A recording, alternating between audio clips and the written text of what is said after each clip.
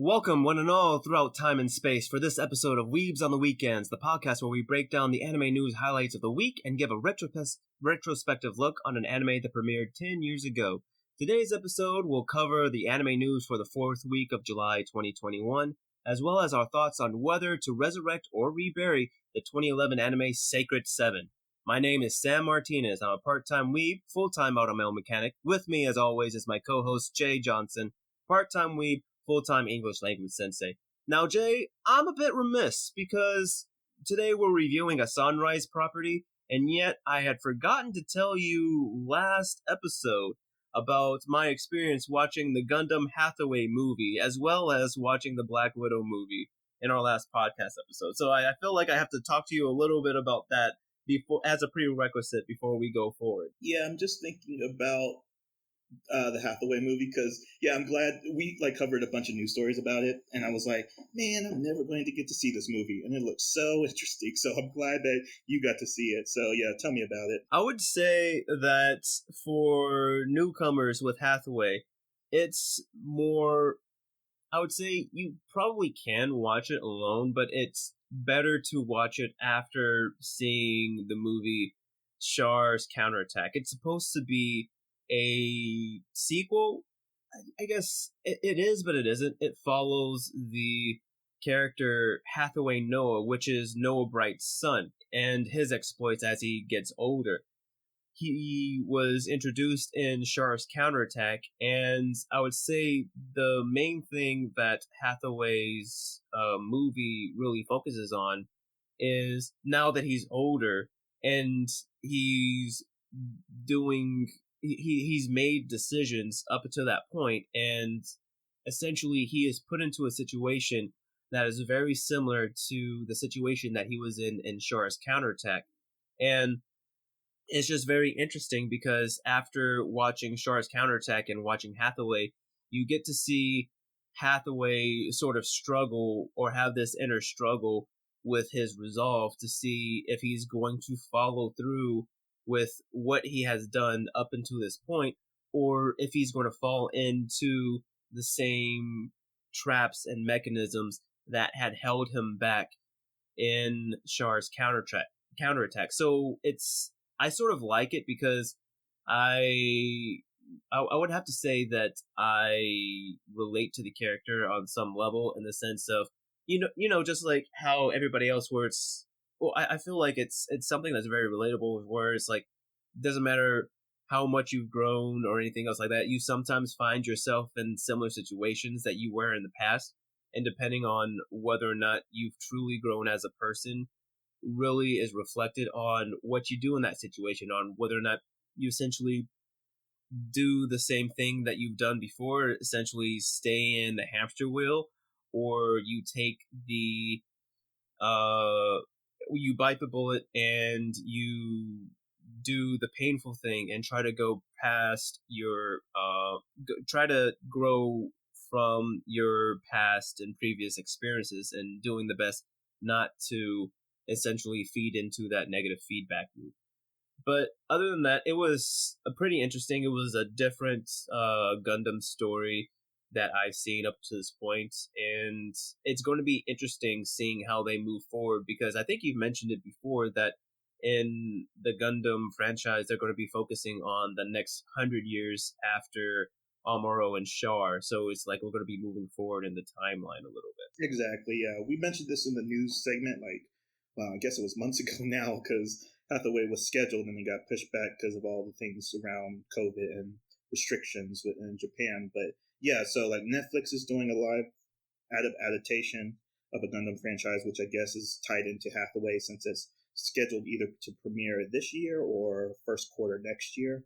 But yeah, the Gundam franchise does seem to be, I guess, getting more life put into it, because we talked about how the Gundam life size project expanded to Shanghai, China, I believe, and then it has other sites around the world where they're putting up Gundams. So I'm actually looking forward to the growth that Gundam's probably going to have in the next couple of years.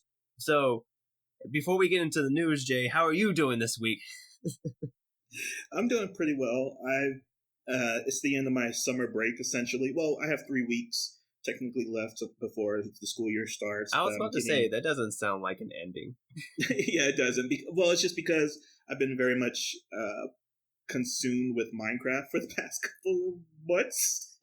So I'm about to beat the game. It's the end of summer because like I set out for the summer with certain goals in mind, and then I'm coming up with like my last end goals of the summer break, where I'm like creating a new recipe, where I'm entering into a cooking competition among Tokyo chefs, and I was like thinking about. I was thinking about like what I could do, and I was like came up on it. I actually came up with the idea while I was just on the toilet before we started recording, and That's how you do your best thinking. It's always on the throne of thinking. very much so because that's where I play Minecraft as well. But also, it's the coolest room. It's the coolest room in my apartment, and it's up to like 100 degrees Fahrenheit where I'm living. Oh, that's what you mean by coolest. I was about to say, okay, weird flex, but that's Yeah, so when I was in there just now, I was like, oh yeah, so where can I actually go with this recipe? So the topic of the theme of the recipe is eggs and rice. So I was like, okay. oh, what could I do with eggs and rice? And I came up with this idea of boudin balls. Do you know boudin? No, I don't. Yeah, it's a Cajun dish, and I was like, oh man, I'm like from Atlanta, Georgia, U.S. Let me bring some American culture into That's close these. enough to Louisiana.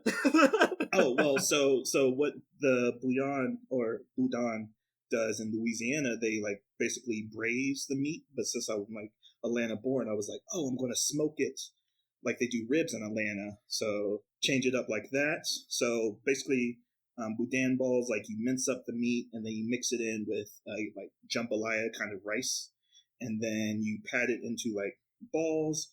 You dip it in breadcrumbs, then toast it, and then for the egg side of the theme, I'm going to make holiday sauce. Holiday Holiday, sauce. yeah, yeah. Ooh, okay.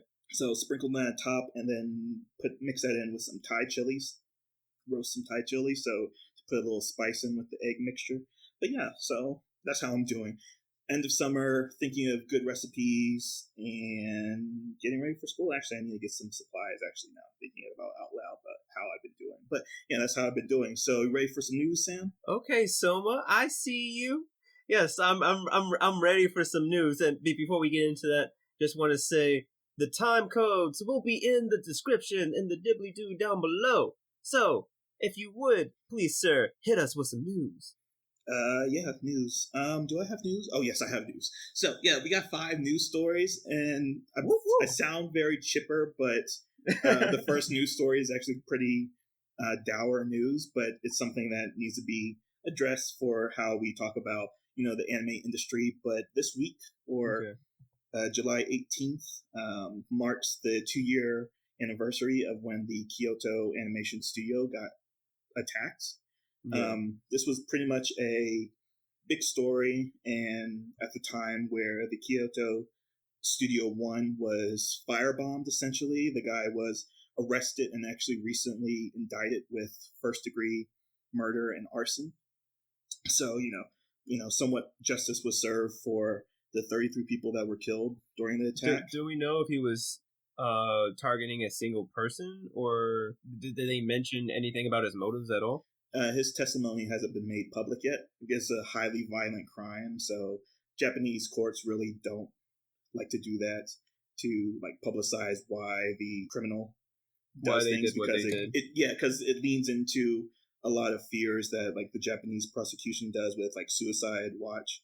So like not publicly shaming them so well. So it's very much a cultural thing with that aspect. He was indicted, I believe, last year on that charge. And what Kyoto Animation did, to memorialize those that passed away, they released a 10-minute video that is still available on their YouTube channel. You need a Japanese VPN, or you need a VPN Oh, that's why I couldn't see it. Because I saw like in the link that it was only available for a certain time, and I thought, oh, I missed the window, so I need to have a VPN to watch it. Okay. Exactly, yeah. So they're just like keeping it like, given that it was a very highly emotional video talking about the trauma the families have suffered and how they've kind of been recuperating since the attack. So it's kind of like a very heartfelt way of addressing the attack that went on. Now that Kyoto Animation is kind of somewhat recovered, they had a recruitment wave last year.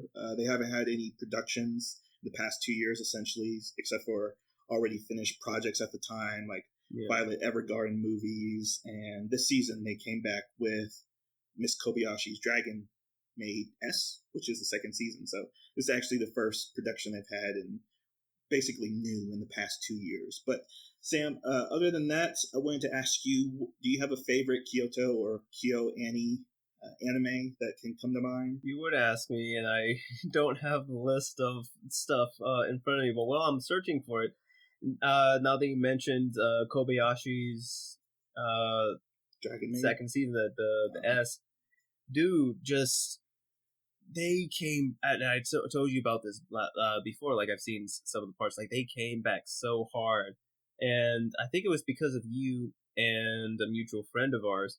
I went back and tried to start watching season 1, and it was pretty interesting. I really liked how the fluidity, the stylization of the characters was done very, very well done. And as I'm looking through their history, turns out they also did Nichijou. So that's going to be up there. They did Love, Chunbyo, and Other Delusions. From what I've seen on that one, I really did enjoy it. It was a fun time, and I love the animation.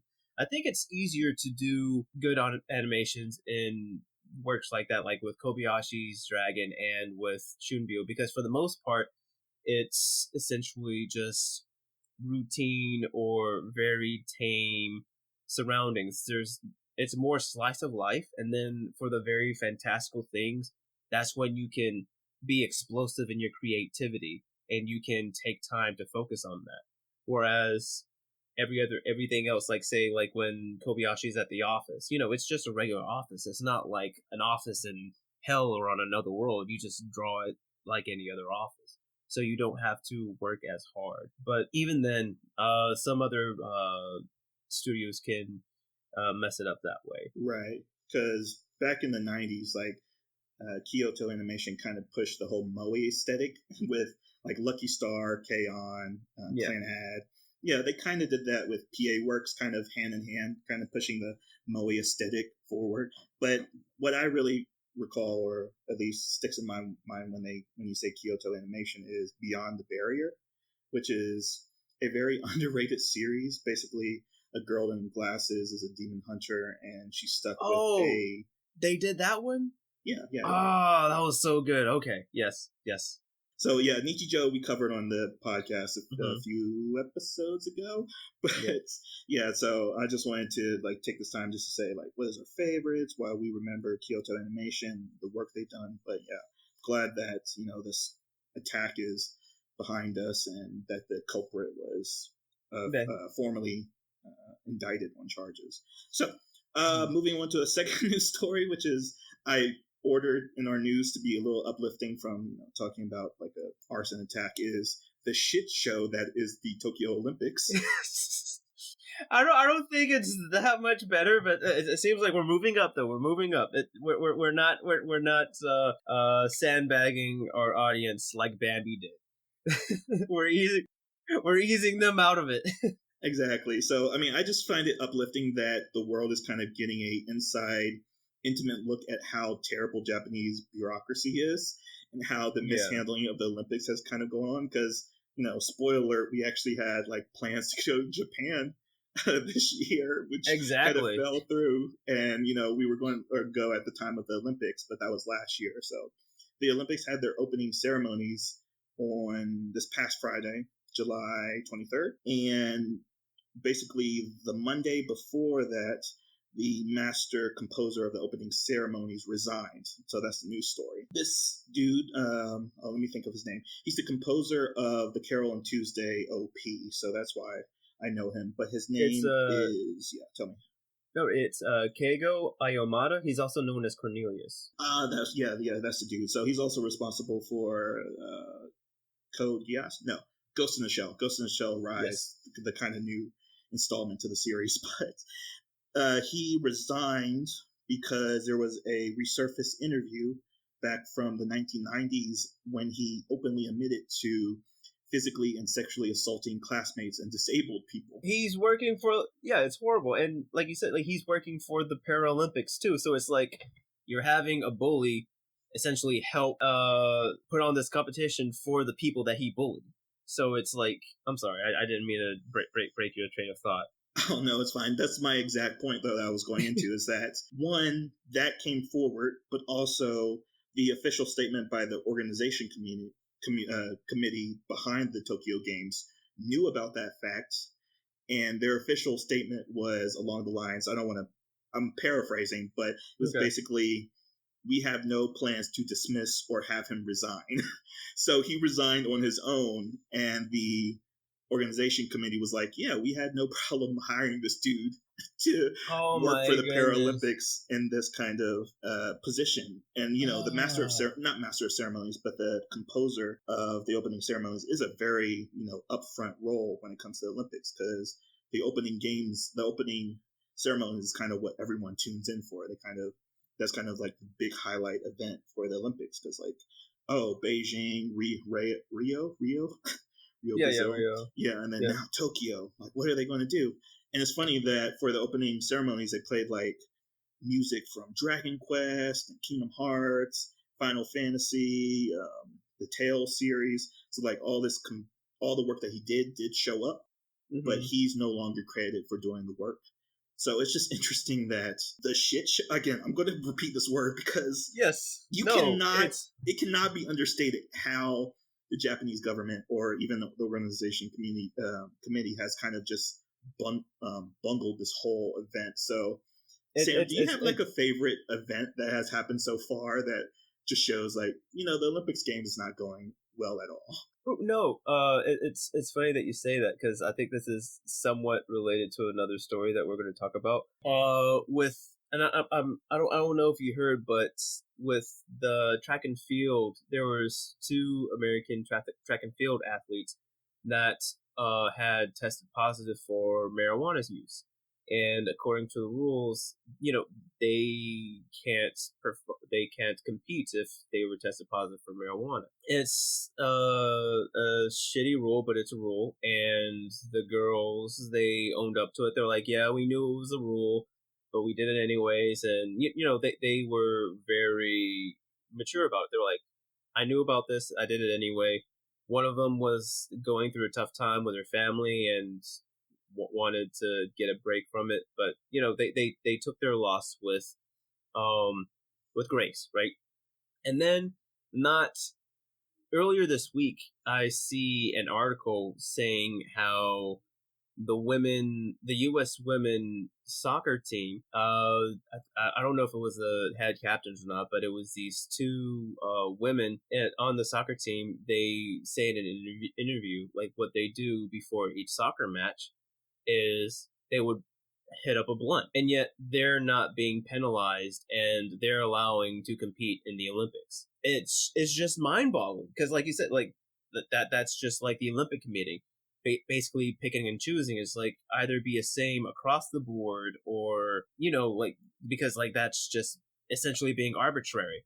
And not even then, like there were also what is it? There was also rumors about some U.S. athletes that were testing positive for corona, and while they were over there, I'm sorry, they were testing positive for the virus while they were over there. Like, if I feel as though like that's just like people trying to prevent some Americans from performing in the Olympics, so that we don't, so that they don't win some of the competitions and things like that. Because the track and field people that we had that were going to go, they were most likely going to win all of their events.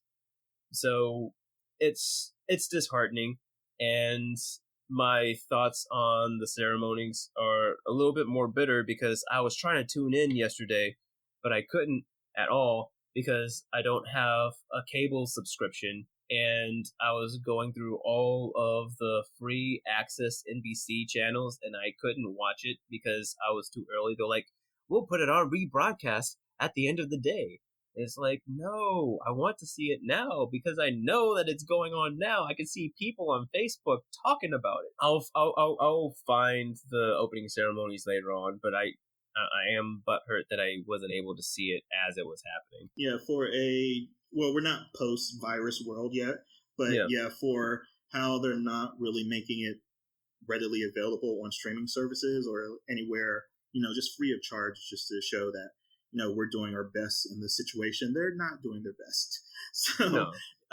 My favorite story was just that there was a para Olympian who basically quit because the commission did not set up their obligated accommodations for her, so that as she is a person, or she has a disability that she needs to be accommodated for, and it's their responsibility to accommodate athletes. They didn't do that, so she couldn't basically get around Tokyo unassisted because she had no assistance. So she was like, you know what? I'm not going to put up with these low standards, essentially, for welcoming, foreigners into their country. So there was another one on that, just to mention. She was a swimmer, and they wouldn't let her bring her mother, who was essentially like her guide, to help her know which lane she's supposed to be in. And because apparently, according to her, there was only supposed to be like one for everybody in that event, and that's not going to fly because you have like 5 to 7 different people swimming in the same direction. You're going to have one person try to direct them as they're swimming. You can't do that. And and like the reason why they wouldn't let her bring her mother was because of the pandemic protocol. So like you said, they haven't handled this well at all. Moving on to our third news story, we are looking at some news regarding two beloved series, Beastars and Konosuba, are getting new anime projects. So this is to follow Beastars. They had their second season last year, I believe. No, 2021. Oh, it was earlier this season, winter 2021. Wow, man, time flies. But yeah, Konosuba hasn't been in I guess for broadcasting since 2019. 2017 was season 2. 2019 was the movie. So both of these beloved series are getting another anime arc, I guess, essentially, because the Beastars manga wrapped in 2020, so it has a little bit more production that can be animated for, as well as Konosuba has multiple novels. I believe the light novels has 17 volumes, but again, that's enough to cover probably 2 more seasons or 1 more season in the movie, because in Konosuba there was like 4 evil generals, and all those generals was defeated, so all left is the Demon King. And with Beastars, that story is basically wrapped up with how season 2 ended. Sam, have you seen Beastars? Man, I think you've seen Konosuba, so are you excited for another season of it? I've seen both, and I am excited. It's it's kind of funny because I was talking to one of my coworkers earlier this week, and he was like, "Hey, have you heard of Beast?" I was like, Beastars? Yeah, it's like it's supposed to be animals screwing each other. I'm like, yes and no. And basically like how it's like just mature Zootopia, and I really liked it. It will be interesting to see where they go in the epilogue to show how the characters grow, because I think they were they in juniors or were they seniors? They were seniors, yeah. Yeah, they were about to graduate, so it'll be interesting to see a little bit of what it's like for them to be actual adults in actual society after that. And Konosuba, I just loved it. It's a good wild ride. What about you? Are you excited for the new animes that's going to be in the works, or do you feel as though that they already did their job with what was already put out? Oh no, they definitely need to come back. Well, especially with Konosuba, because with light novels it has like plenty of material that can be addressed, and it's not really anything that gets old. Like you can rewatch Konosuba like any season, like again and again. It's kind of that Seinfeld effect. It's like that reoccurring comedy doesn't get old. So I want to see more of it. And with Beastars, I'm most excited because it's sticking with Studio Orange, which had did Land of the Lustrous, which I always talk about as like a standard of CGI integration into 2D cell animation. It's like, Yes. oh man, I don't want to sidetrack with that, but yeah, they also did most recently Godzilla Singularity Point, which came out this season, I believe. It's on Netflix, Okay. but the new Godzilla anime. So I'm looking forward to like seeing more of Beastars through that studio specifically, because like you can lose track of certain series because they switch to different studios. So I'm like, oh yeah, do Beastars, but keep it with the same studio. So our fourth news story, let's get to it. This is somewhat of a follow-up news story that I think you brought up, Sam, but this is the new film by Hosoda. I know Hosoda is his last name, Yeah. but this is the director of Summer Wars, the Digimon movie, as well as Wolf Children, I believe it's his. But Boy and the Beast definitely is his. But yeah, his new film, Bella, or also translates directly into The Dragon and the Freckled Princess, had its opening weekend this past weekend, the 17th and 18th of July, and it opened at 890 million yen, which translates to basically 8 million. So we will see in the West this movie come. I forgot what is their licensor, but it's coming in winter 2021. So Sam, are you looking forward to this movie? Hell yeah, man! This is my guy. After Miyazaki, I will go to this. I'll go to the theaters to watch this guy's movies every day.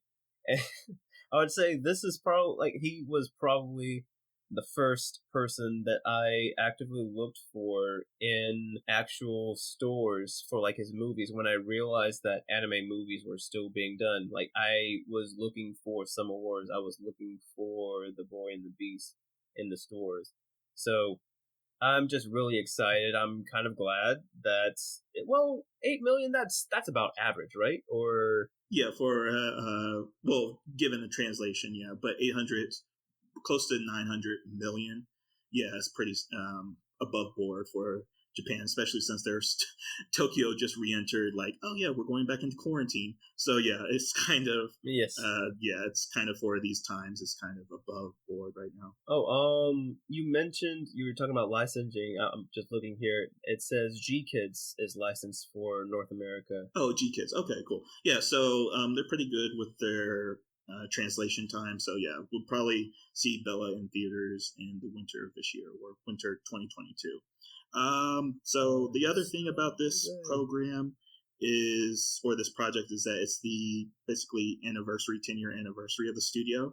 So that's kind of why it's such a herald event because of that reason. So Hosoda and his studio Chizu, yeah, he's done like all the last of his movies, like Mirai and the other ones that I mentioned. But yeah, so moving on to our last news story, because I actually don't know how to address this topic, because all the titles I've seen for this news bits have been very derogatory and not really news, but more addressing a controversy where earlier this month, or I guess last week, on the 16th through the 18th of July, there was a con held in Arlington, Virginia, U.S. called BlurredCon. Blurred being a combination of black and nerd, where a cosplayer won the event. There is a lot of internet rage. I actually don't know how to process this because I'm still thinking about it. But essentially, the attendees of the event and a lot of media has been shown that because the cosplayer was white, she was unwilling, or she was undeserving to be a participant in this event that is centered on black creators and black cosplayers. So Sam, you brought the story up to us to talk about. So what caught your attention about this? Well, the reason why I had brought this to you, it mainly is because from what I've seen in the blurred community, quote unquote, because a lot of black cosplayers, some of my friends, which one person that I hope that you'll be able to talk to soon. I got his thoughts on it, and I'll be able to go into those in a minute. But like I said, I've had friends who are in cosplaying, and they're black, and you would think that where we are in terms of quote unquote progressiveness, how accepting people would try to be. However, when people would dress up or cosplay, they are still being ostracized or shamed for dressing as a character that doesn't match their own skin, saying, "Oh, this character is not black. You shouldn't dress up as that character," like that sort of thing. And it's, I guess, because we're both two black men and we're both in the nerd culture. I feel as though like it's just something that it's something that we're going to have to talk about, or at least put out there, not necessarily put out there, but at least like let people know about that this sort of thing is still happening, even though, like, as I said, we think we're at a certain point. And I've seen, like, as you said, a lot of the articles that are about this are very divisive and very derogatory to this to the winner, even though she had rescinded her prize at the time. Like, she says, I where she says that she regrets doing it. She didn't realize that she was quote unquote infringing on a safe space that wasn't necessarily her own. She pretty much entered the competition because her friends wanted her to enter it, and I've seen her cosplay. It is actually pretty good. My only issue with it was that it seemed, with comparing her cosplay to the other people that was competing as well, it seems as though, or at least not other people that were competing, but at least like the other two placeholders, the second and the third place, mainly the second place. It seemed like the second place person was a cosplayer for Princess Mononoke, she being Cardcaptor Sakura. Is the winner being Cardcaptor Sakura. It seemed as though that Mononoke's cosplay was so much better. So it seemed like there was a level of favoritism that was happening there, and there was like a lot of memes going around saying how the judges for that competition was sort of the in the know Hotep type character that speaks a big game but only goes after white women, even though they would have a beautiful black woman in front of them. But as I said, like it a lot of the articles that mention this are very divisive, and it's because it's coming from a source of hurt, whereas you have this community that has this basically this hurt from being outside of their community, saying, "Oh, you can't cosplay as this because your skin color is this way," and yet they have like their own competition, and it seems as though those same thoughts and those same stereotypes are still running in deep with that. So, but I mean, have you had any experience or heard about any of this type of colorism in the cosplay community, Jay? Or do you know of anybody that has experienced this as well? It's only really hard to talk about this particular story is because it's not really news. It's just trying to cashing into rage culture online because I couldn't really find any solid information about this happening. I couldn't find like the attendees of BlurredCon, given that this is kind of the first wave of conventions kind of opening up in the United States post-virus quarantine procedures. Who was participating in the event? The second and third place winners were kind of pictured to show, like, the third place winner was this very intricate mech design, like with multiple arms and like different slated armor to her costume. And then the winner was Cardcaptor Sakura, who basically has a quote-unquote maid dress. And a lot of people online were just basically making death threats, essentially, to her. And she's been kicked off of, not she's been kicked off, but she quit Twitter because of so much hate that was being put off on her. And even the CEO of BlurredCon, who is Hilton George, had to make an official statement saying that BlurredCon had never been about white exclusion. And I've never heard that term before, white exclusion, before, because I've never been in spaces that cater to one racial demographic over another. I've cosplayed before, and I have seen that kind of weird, displaced bigotry or prejudice for Asian characters or characters that are created by Asian corporations or productions, where there is a clear distinction of Asian anime characters and white anime characters. You can look at Banana Fish, that most of that plot takes place in America. So with a Asian male lead and a white male lead, you see how there's a stark difference between the two. Yeah, even if you want to go back further to like Full Metal Alchemist, like but yeah, they're very European, and then you have the people from, I think it's Zen or Lin is his name, but like they're from like the West Coast, and you can tell like there is a difference in their facial features. Exactly. So people that goal keep cosplays actually don't understand that, and they're using it as a disguise for their racism. So that's why BlurCon exists, but I've never heard that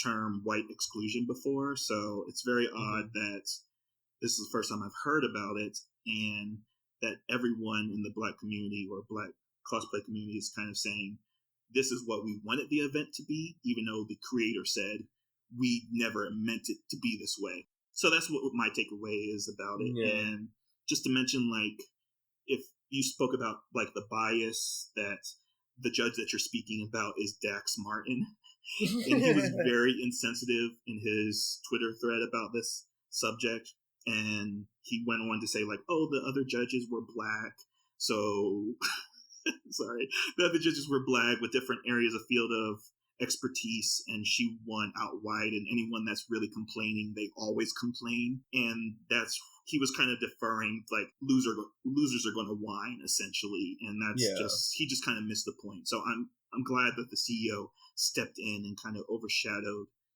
what the judge said about it. So that's my takeaway about it. The cosplayer that I had talked to, like, it seems as though like a lot of people who are level-headed, like they don't blame the contestant, they just blame the judges. And as you said before, one good quote that I want to say, what he mentioned, he said, we being blurs, can't be included if we are exclusive. So like you said, you have to be you have to be inclusive to all forms of people when you want to promote everybody, in that sort of regard.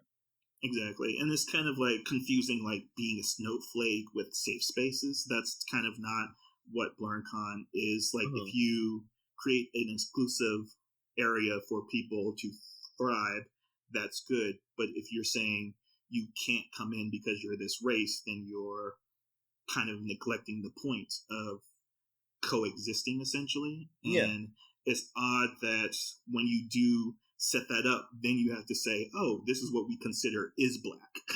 So like maybe an albino black person might not be included because technically they're white. Yeah, so I think there's a funny Key and Peele sketch of like cops carrying around like a color palette and like, you pass essentially. So I was thinking about that when I was reading the stories. Like, what do the black community want with white exclusiveness? Is that they want people to say, they want guards at the event to say, oh no, you're too white to be black, and you show a picture of your parents and like they're both black. Well, just because you have black parents doesn't make you black. It's like it goes down that area if you talk about exclusiveness. But that's the news, Sam. That's all I have. So back to you. All right, awesome. So thank you for the news, Jay, as always. And once again, the time codes will be description in the description box that we have here. And today we're going to be talking about the Sunrise production known as Sacred 7. Now, Jay, have you heard about this anime before now, or? This is my first time, absolutely. I would say, like, this is probably a revisit for me. I had tried watching it before, but for some reason I didn't make time to continue watching it. I wanted to be, because this is sort of like in my field where it has that mecha feel to it, but it also has that Super Sentai, that Kamen Rider transformation type genre feel to it. So that's why I had wanted to start it initially, and I wanted to give it a fair shot at it. So essentially, the synopsis for the story is Alma. How do I say this name? Alma Tendoji lives pretty much a lonely life. One day, uh, Rudy Alba, a girl accompanied by her butler and her maids, they come and they visit him, and they know that he has the power of Sacred Seven, which are meteorite stones that fell to the earth, reside in him, and she asks him to help, to use his powers to help her defeat these creatures that are using not necessarily magic, but are using the powers from something known as a Darkstone, or they call themselves Darkstone creatures. Essentially, with and the Alma Tandilji is reluctant to do it because his powers are uncontrollable. But with Ruri at his side, he's able to control it, and so that he can protect the town that they live in. And as it essentially follows them and their exploits in protecting this town and what it means to be a Darkstone and to what they would have to do, to what lengths in order to save the town. The genre is for this film is known as action sci-fi superpower in school. Duration is 20 minutes per, and the rating is PG-13 and older. So, as I said, I watched it mainly because it resonated with me in regards to the amount of Kamen Rider and the Power Rangers that I've watched growing up. And it reminded me of different works that I've seen, such as Examed, which was in 2008. It's not necessarily a Super Sentai because it has to deal with aliens, but somewhat similar. I would say that's like on the fringe. One thing that it reminded me of is the two films that came out 2009, I believe, which was Kairos the Prophecy and Revelation. And as I said to you before, Jay, like this sort of reminds me of the mecha genre in the sense that earlier in the past, like this Super Sentai, this or at least this genre of Sentai anime was really big. And I feel as though like this has beat the mecha genre in terms of dying off faster. And Karos was like one of those like last big hurrahs for the that type of genre. And we still see different things of this genre showing up, like Sword Guy or Gal Gaigar that came out a few years ago. But aside from that, and me trying to gush and relive my childhood, what are your thoughts about it? Like, were you did you watch a lot of Power Rangers growing up, or did you get that same vibe watching this? What were your thoughts on this show? I didn't get those vibes at all. Okay. It's so weird that this is so we gave it the 3-episode test like always, and it's a Yes. 12-episode run, so it passed the 3-episode test with flying colors. And it's so odd that like it didn't really click with me that it was a Sentai show, or at least paying some kind of homage to that, because of how understated his transformations are. Is that he has to be helped by her to access his own power, essentially, because it's unrefined or uncontrollable. So I never kind of connected that to the Sentai, because Sentai is all about, you know, being gifted this power, incredible power to save the world. But well, he was gifted, but like you said, like it takes a new form on it because he can't control it, so it comes off more as a curse than being a gift. Exactly. So in the description of this on its fandom page is that it's not revealed in it's kind of revealed in the 3 episodes, but he's been born with this power because his mother was exposed. So like you said, it's a curse more than a past. Well, it's a past one gift, but it's a curse because he can't control it. But with the Sentai elements, I do like that comparison now, and it does make more sense because of the antagonists that we see in this first 3 episodes and how everyone transforms, essentially, especially with one of the characters. He's like a Phoenix Wright character. Yes, in the suit and tie. Yeah, but he does like this very weird tick when he's talking to someone, he like snaps his fingers, essentially, and then when he holds his gemstone or glowstone, I forgot, lightstone to transform. Yeah, lightstone. He holds it like in his chest and like does this like very flamboyant transformation with the shield. But everything that I've seen of this, I very much enjoyed because of maybe it's not mech, and probably that's why I enjoy it so much. It does very much lean into sci-fi for Yes. how the powers manifest themselves and the establishment of the characters. So along the lines of what I enjoyed most about these 3 episodes is like the mech design of the monster. I love it. I love it how you like that it wasn't mech, but you like it because the monsters look like they're mechs. Right, yeah. So that's why I was so excited for Hathaway. So talk about a little bit about how you were talking about like what's good about Hathaway. But Hathaway is a terrorist. You didn't even mention that aspect to his character, is that he's a freedom fighter. Well, freedom fighter, terrorist, freedom fighter, terrorist. Same, 2 sides of the same coin, essentially. But yeah, so it's everything around the mech stuff that I really enjoy, and that's what I enjoyed about this, because you set up with he is a traumatized character because, one, his mom died, leaving him a way to control himself, like leaving a light stone in his possession, which he gets bullied out of at the start, or not at the start of the show, but before the show starts. And that's when he goes berserk for the first time, and that makes him fearful of his power. And that's kind of what is established through these first 3 episodes, kind of the same way as talking about Gundam Unicorn, Benager getting inside the Gundam Unicorn because he doesn't want to be a tool for war, essentially. But same way as Alma.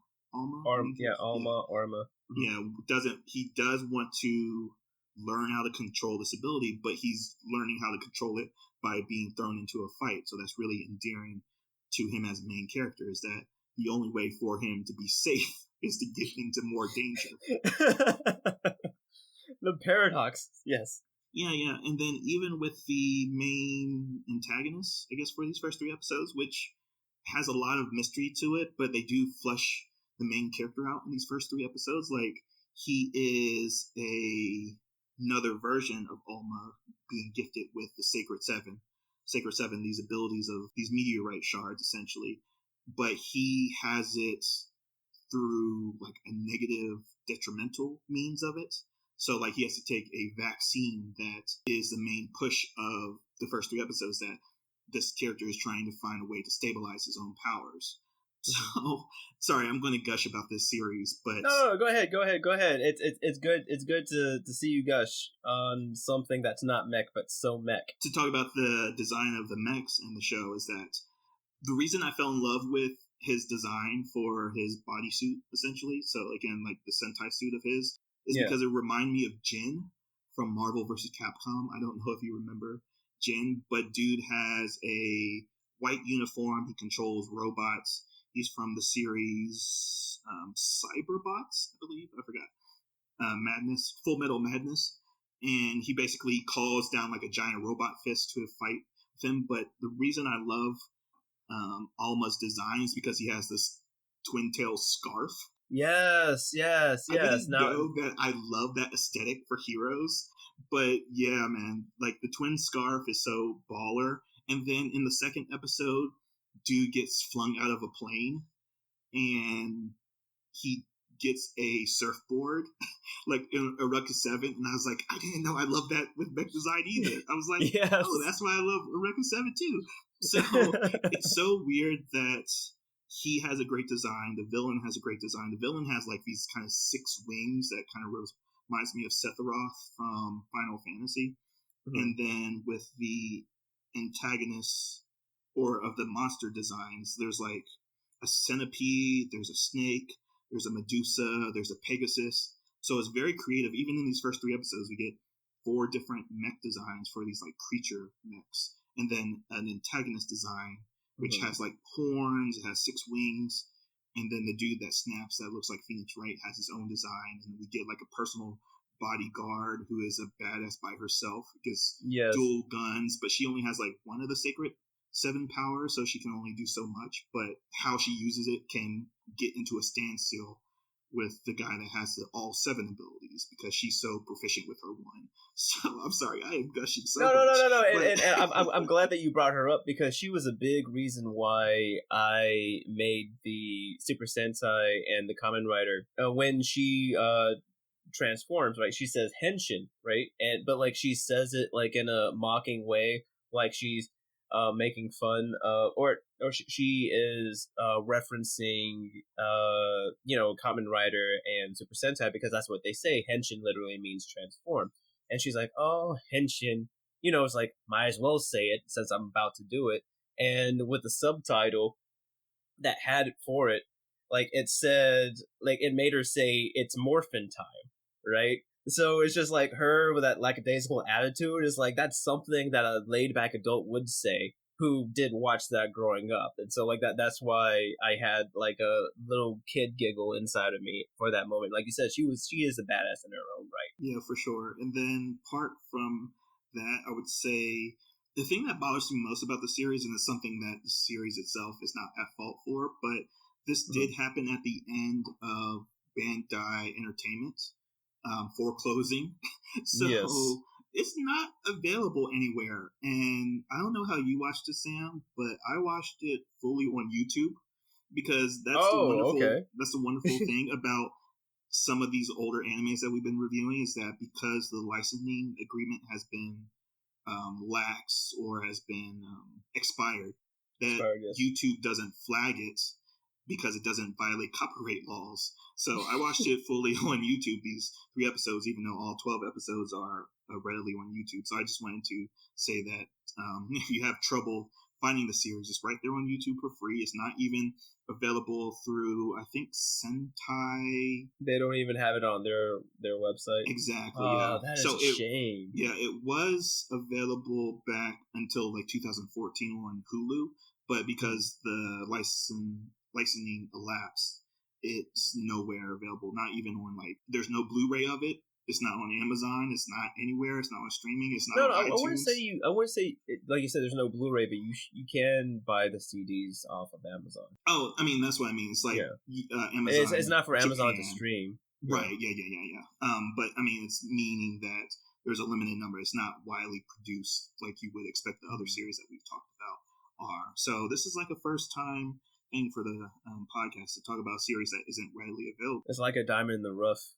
Literally. Yeah, given how much I gushed about it already. But yeah. What stuck out with you though? Like, did it like live up to your expectations, given that you were revisiting this? Did, and I really liked the side characters too, like with Rui, how she's like a CEO and she has an army of maids at her command. And I also like Kagami, her butler. He's her badass Alfred, pretty much. Hellbrick was interesting too. Sort of the living. I don't think he was a Darkstone, but he's essentially just like a living statue head. And you know how, whenever in anime, how they have like the veins pop up or the exclamations pop up, like they actually pop up physically for him, and then they turn around into dust. So it's like a little play on that trope. So like it definitely made me love the characters a little bit. I would say like the one thing that did put a downer on it for me was with the Phoenix Wright character when they introduced him, because it turns out that his company had the antagonist in his facility, and the reason why the antagonist is the way that he is because of the Phoenix Wright character. So it sort of seems like it's going down the, oh, this guy who was working with the main character, who was working with Rui all the time, turns out that he's the bad guy, and the antagonist is not really the bad guy. The antagonist is just trying to figure out a way to live, right? That's sort of same old storytelling. But hearing you talk about it and gushing on it sort of just like reminds me of the things that I had already loved about it. And I think that I can stomach what I have, the reservations regarding to the story that I have, to try and push forward. Yeah, oh, well, since you brought it up, like the side characters are really on point. Yeah. Yes. Hellbrick is such an odd comedic relief character, because when you get introduced to him, he's pretending just to be a statue. And then you see, like, I don't know if it's nanotechnology, but yeah, like you said, like he has those anger veins that pop up in the second episode. He falls out of the airplane, and then they forget about him because he's at the bottom of the sea. Yes. And then, like you said about the maids and the butler, it's so odd that is the direction they went with it. Like, that's such a weird dichotomy for characters to be like a proper servant and then also a badass. It reminded me of the vampire hunter in Hellsing, who is like basically the guard of the Lady Hellsing, and then also Black Butler.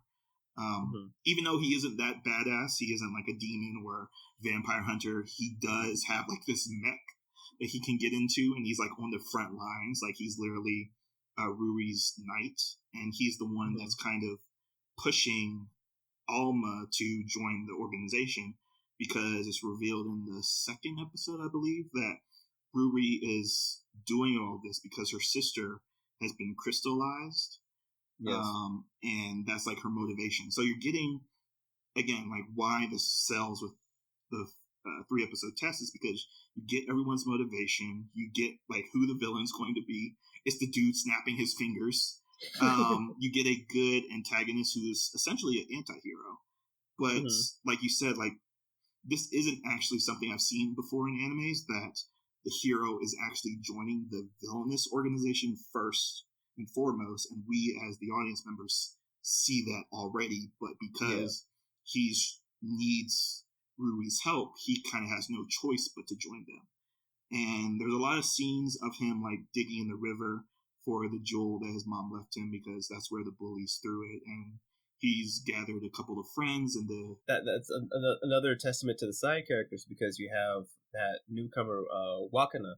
She's a transfer student. She just came in like within that year, and she likes rocks, like minerals, like Hank from Breaking Bad. So she they wanted to go to the gem exhibit where the first monster came up, but she waited at the bus stop for Arma because she had invited to go with him, and just her wholesomeness and trying to get him to integrate back into society. It's just very, very well done. Yeah, and it's funny that you said like you saw like this repeated before, and I was like, isn't this just the same premise as Katana Gatari that we talked about? Dude with a crazy power is wanted by this genius, brilliant girl, and like Ruri is such a badass by herself, because like Alma falls out of the plane in the second episode, but she jumps after him without a parachute, and I'm like, dude, this girl's so cool. So I'm waiting for her, like, even though she has presented herself as a badass, I'm waiting for her. That was a badass moment by herself. Like, when she actually gets like a stand up to the antagonist moment, I'm waiting for that. So what I do for the Resurrect or Rebury judgment is like, would I substitute this series for something I'm watching now? And what I would substitute this with would be Girlfriend, which is introducing another girl to the harem. So getting into harem tag, which I'm like, now it's getting to be that garbage area.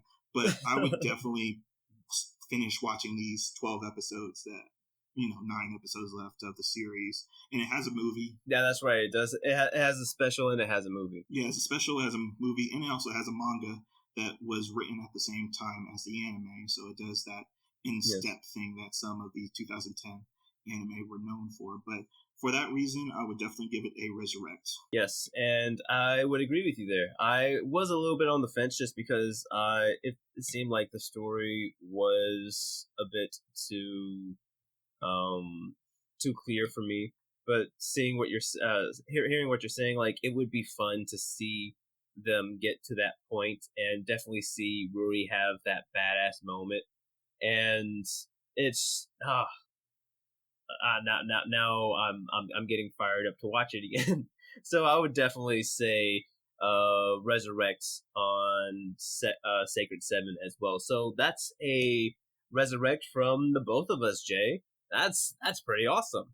And I don't really have any more thoughts to conclude. Do you have anything that you would like to say? Oh, wait. I'm trying to remember. Before we do that, we want to talk about what we're going to talk about next week. Yeah, it's a pick by me. I think it is Natsume's Book of Friends, if I'm thinking about the schedule correctly, because I was in the summer 2011 season as well. Am I right? Yep. Natsume Yujincho. Yep.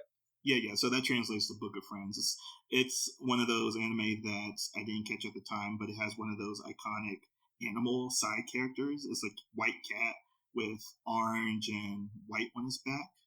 and I've seen a Oh, lot of okay. plushies. Yeah, so I was like, yeah, I totally need to catch up on this. So my closing thoughts on Sacred 7 are flights, precision blade, firing, high speed flights, intangibility, energy containment. By our power combined, we are the Sacred 7.